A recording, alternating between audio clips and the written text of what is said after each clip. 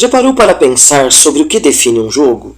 Assista ao vídeo a seguir e preste atenção nas características que são apresentadas. Candy Crush é jogo e Sudoku? Está certo falar jogar a amarelinha? Perguntas como essas começaram a flutuar mais frequentemente pela cabeça de vários estudiosos do tema no século XX. Pesquisadores passaram a tentar definir o que torna algo um jogo e não apenas um quebra-cabeça ou passatempo.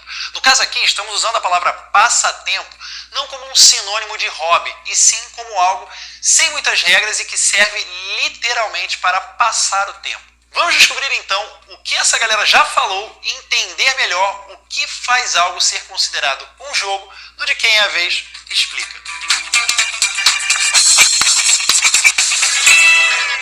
Antes de começarmos a tentar definir o que é um jogo, é importante apresentarmos o conceito do círculo mágico.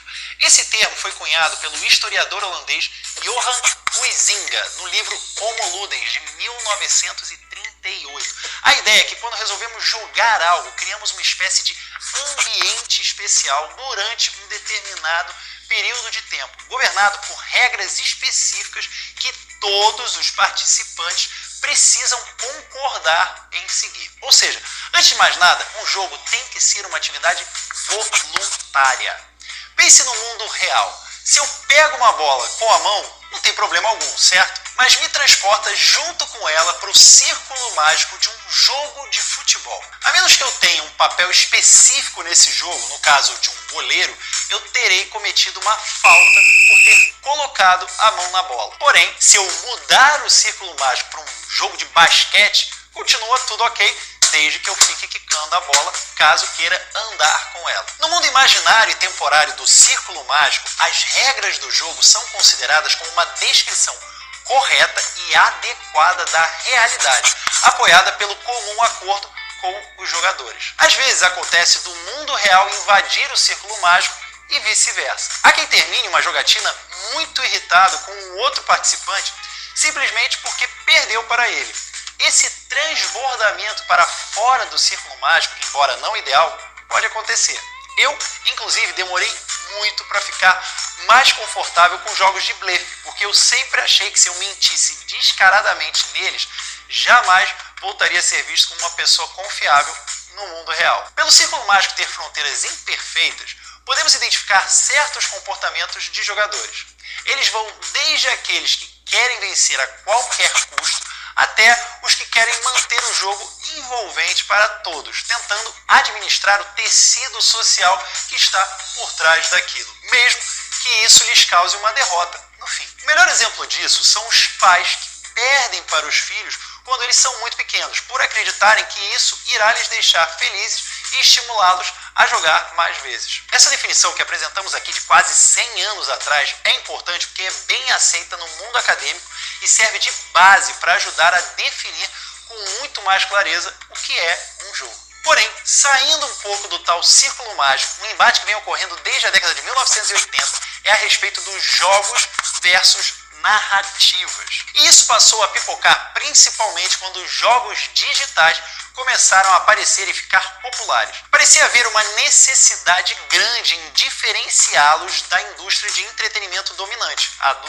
audiovisual. Roger Caillois, um sociólogo francês, definiu que os jogos são atividades livres, incertas, fictícias, não produtivas e governadas por regras. Quase o mesmo que o nosso amigo holandês havia falado. Ou seja, de acordo com Caillois e Huizinga, um jogo não pode ter seu resultado pré-determinado e deve dar opções de escolha ao jogador. Isso influencia os projetistas de jogos até hoje, a ponto de haver uma espécie de escala entre o que seria entretenimento interativo, tipo aquele episódio especial de Black Mirror, e o que poderia ser chamado propriamente de jogo. Jesper Juhl, como quer que seja o nome dele, um célebre projetista de jogos, disse existir características necessárias e suficientes para que algo seja considerado um jogo. São elas: regras, resultado variável e quantificável, valor atribuído aos possíveis resultados, esforço do jogador, jogador ligado aos resultados e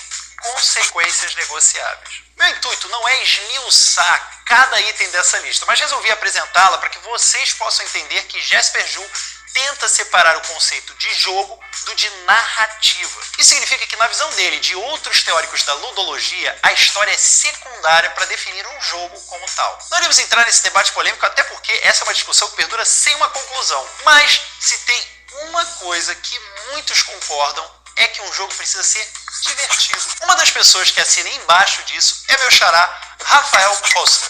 Ele escreveu um livro inteiro sobre isso. Na visão dele, diversão pode ser definida como o ato de dominar um problema mentalmente. Isso significa que você se diverte justamente quando começa a entender o problema que precisa resolver para vencer o jogo. Por que será que tem tanta gente que diz achar matemática chata? Será que foi simplesmente porque a pessoa não a entendeu? Esse é o princípio que me norteia quando eu vou introduzir alguém nesse universo dos jogos de tabuleiro. Não adianta você começar com um jogo incrível, porém mega difícil, porque a pessoa vai se sentir assoberbada e não irá se divertir, achando que jogar é chato. Ou seja, de acordo com Ralph Koster, a diversão está intrinsecamente relacionada ao desafio e não necessariamente à narrativa. Sim, meu xará também é adepto de que jogos não são histórias. Essa discussão, embora tenha se alongado pelas últimas décadas, tem esfriado. Parece que, de maneira geral, há espaço para todas as vertentes de pensamento nessa área. Afinal, se começarmos a colocar regras demais no que pode ser um jogo, acabamos perdendo a essência do que ele pode significar para as pessoas envolvidas. Mais do que isso, podemos até comprometê-lo como forma de arte, mas isso é assunto para um outro episódio. Mais do que definir exatamente o que é um jogo, o vídeo ao qual assistimos demonstra que há bastante discussão a respeito desse conceito. Vamos explorar algumas das características formais de criação, ou seja, o que o jogo precisa ter. Ao longo desta aula, antes disso, responda: qual é o teu jogo favorito? Que características consegue identificar nele? Por exemplo, quais as regras? Há uma narrativa? Apresenta personagens ou desafios? Os elementos citados no vídeo, quais você considera mais importante? E o que faz você escolher um jogo? Descreva como você imagina que é o processo de criação de um jogo. Vamos jogar? Você conhece o Pac-Man? Acesse o link no Chromebook e jogue por alguns minutos. Durante a experiência, observe quais elementos fazem com que ele seja reconhecido como um jogo. Elementos essenciais dos jogos. Nos elementos estruturais, vamos pensar em objetivos, mecânica, regras, cenários, personagens, sons e animação, a partir do exemplo do jogo do Pac-Man, criado no Japão em 1980. O jogo tem um objetivo, um ponto de chegada que mostra que o jogo foi completado pelo jogador. Em Pac-Man, o objetivo é comer todas as pastilhas da tela, sem ser morto pelos fantasmas. Para isso, os jogadores movimentam o Pac-Man para cima, para baixo, para frente e para trás. Além disso, cada fantasma tem uma velocidade e tipo de deslocamento. A esse tipo de movimento próprio do jogo chamamos de mecânica. Tome nota. Objetivo, ponto de chegada do jogo. Mecânica, movimentação possíveis de serem realizadas pelo jogador ou pelos elementos do jogo. Elementos essenciais dos jogos. As regras são responsáveis por dizer de que forma os jogadores atingirão os objetivos do jogo. Elas devem ser claras e dar conta dos diversos cenários possíveis. Uma regra do Pac-Man é que, ao comer a pastilha especial, ele pode engolir os fantasminhas. Todo jogo acontece em um cenário, um local definido que o separa do mundo real. No caso do Pac-Man, é um labirinto de fundo escuro e destaques em cores brilhantes. O jogador comanda o próprio Pac-Man, um bichinho amarelo, e precisa confrontar os fantasmas. Esses são os personagens que compõem a narrativa do jogo, seja realizando ações principais, como jogador, seja interagindo com ele ao longo do percurso. Tome nota, regras, organizadores e norteadores do jogo. Cenário, espaço em que o jogo acontece, e personagens, quem realiza as ações no jogo. Elementos essenciais dos jogos. Os sons contribuem muito para a ambientação, tanto nas trilhas sonoras quanto os sons de movimentos especiais. Diálogos e efeitos constroem um ambiente imersivo. A música do Pac-Man, assim como seus ruídos de alimentação e perda da vida, são clássicos. A animação em si também é muito importante para a ambientação. Ela será mais realista e terá características de arcade, robótica. Como cada personagem se mexe, a animação em si também é muito importante para a ambientação. Ela será mais realista ou terá características de arcade, robótica? Como cada personagem se mexe? O cenário é estático? Isso tudo é definido em conjunto com a mecânica do jogo? Em Pac-Man, o personagem principal abre e fecha a boca enquanto caminha, pensando na ideia de comer as pastilhas. Tome nota, sons, trilha sonora, diálogos, etc., que contribuem para a ambientação, animação, estilização da movimentação mecânica. E a tal narrativa? Como vimos no vídeo de abertura, muitos teóricos dos jogos tentam se afastar da narrativa como ponto essencial, mas não há consenso. Hoje em dia, é possível aproveitar tanto os jogos que se concentram na mecânica, como o Candy Crush, quanto aqueles que contam uma história. Além disso, adaptações audiovisuais de jogos têm sido muito comuns. É o caso do The Last of Us. Você prefere jogos com ou sem narrativa estrutural? Projeto do semestre. Durante este semestre, desenvolveremos um jogo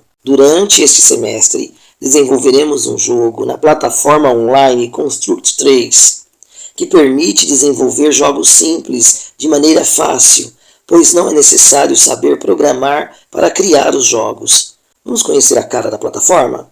O professor abrirá o link para vermos a página inicial. Antes de iniciar a construção do jogo, veremos diferentes aspectos do tema, como os profissionais envolvidos na construção de jogos e mercado global de games, e as etapas de criação de jogos. Fica a dica, a plataforma de desenvolvimento de games são chamadas de Game Engines. As plataformas de desenvolvimento de games são chamadas de Game Engines. Elas têm diversos níveis de complexidade e dão suporte para a criação do produto final. Já experimentamos o game, sabemos como funciona. Agora em grupos, usem o caderno e esbocem um redesenho do cenário, pensando em novas movimentações do jogo. Criem também uma regra que dificulte a realização do objetivo. Assim, também começamos a nos preparar para o projeto do semestre. Então ficamos assim. Conhecemos as possibilidades para o conceito de um jogo, compreendendo que, apesar de não haver um consenso a respeito, é possível caracterizar alguns elementos essenciais sobre os quais também discutimos. 2. Conhecemos o projeto deste semestre, familiarizando-nos com o que será visto e como isso contribuirá para o nosso aprendizado dentro do tema. 3. Experimentamos o jogo do Pac-Man, observando suas características e propusemos algumas modificações para aumentar sua complexidade.